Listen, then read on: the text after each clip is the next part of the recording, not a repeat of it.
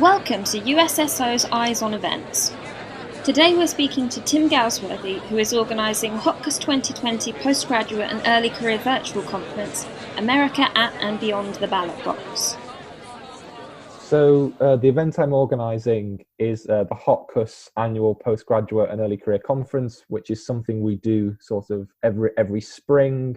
And this year's event, as the Senior Postgraduate Secretary for HOTCUS, is called America at and Beyond the Ballot Box. I thought, with it being 2020, with an election in November, with it being 100 years since some women were able to vote in the United States, that it would be an appropriate topic. And the event was originally going to be in person at the University of Sussex, where I'm studying, but then global pandemic happened, so that's no longer the case. So now it is the first ever virtual HOTCUS Annual Postgraduate and Early Career Conference.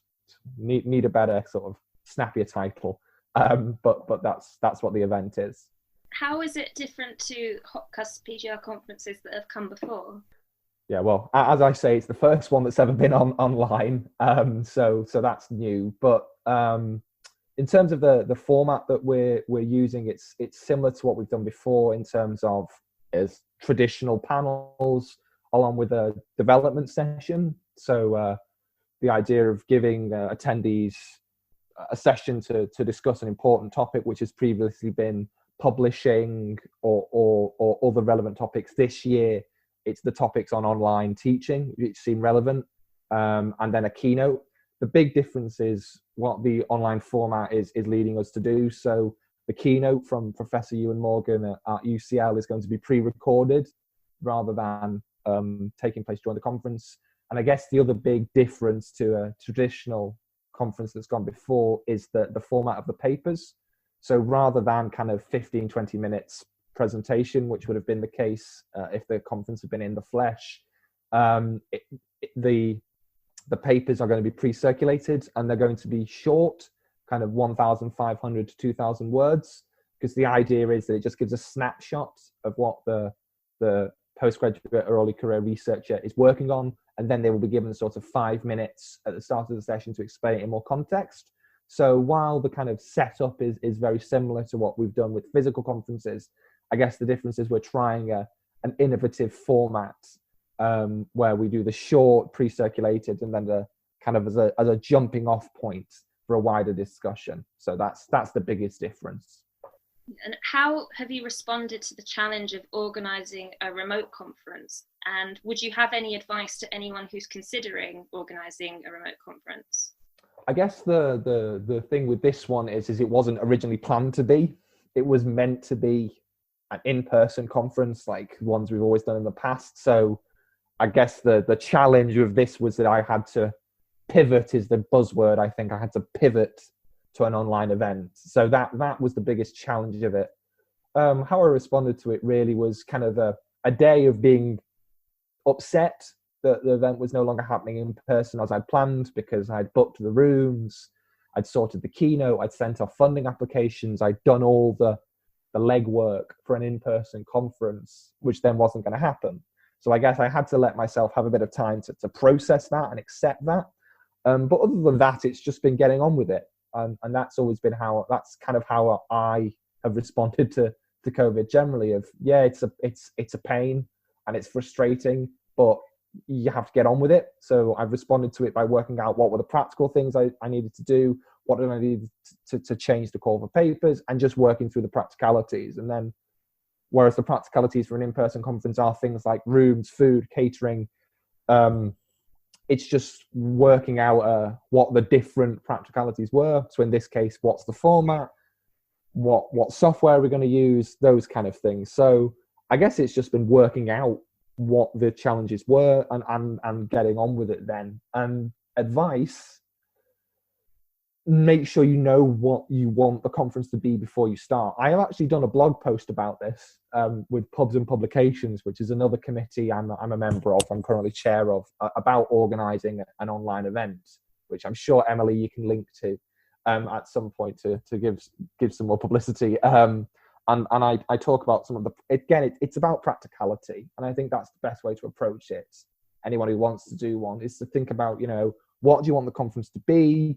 How is it going to be similar and different to an in-person one? Are you going to use Zoom, or are you going to use something else? And think about things like that. I would say, yes, do the online conference, but think about, are you just trying to shoehorn in an online event to replace an in-person one? Or are you trying to do something different? Or are you trying to do the same thing, just in a different format? And make sure you know what you want the conference to be, what you want the experience for attendees to be before you do it. But do it.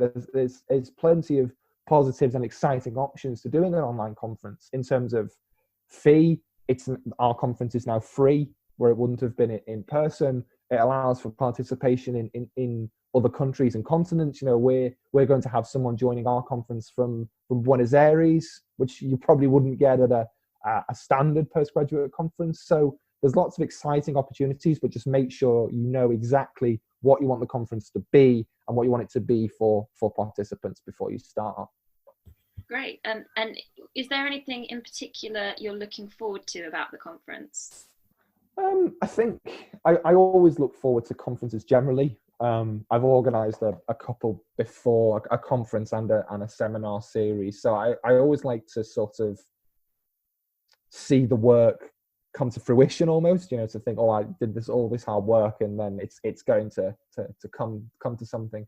I guess I'm looking forward to seeing what the different format leads to. Because when we were deciding on the conference amongst the committee, and we were bouncing different ideas around about what format it could be, and we settled on the shorter papers kind of as a kind of lightning round jump off a discussion. I'm excited to see how that works, because I know some people may have preferred longer form, some people may have preferred longer word counts or standard 20-minute papers, but we wanted to try something different because this isn't business as usual, and I'm excited to see how it works and what discussions it fosters, and I'm looking forward to the possibilities of lots of people joining from around the country and around the world into one conference, and seeing how that works, and whether this is perhaps the future of conferences as we're not only responding to a global pandemic but to a global climate emergency.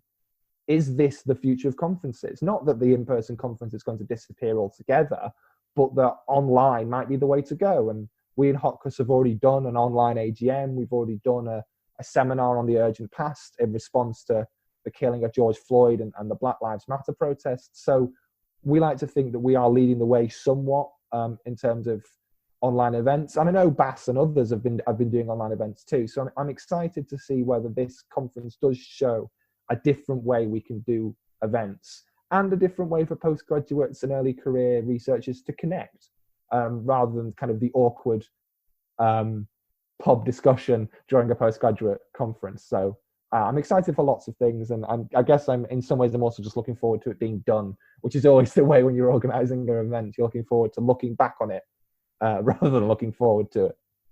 Great, thank you so much. So the HOTCUS 2020 Postgraduate and Early Career Virtual Conference, America at and Beyond the Ballot Box, is happening on Friday, the 18th of September 2020, and it's a one-day virtual event. Thank you so much, Tim. Not a problem. Thank you so much for having me.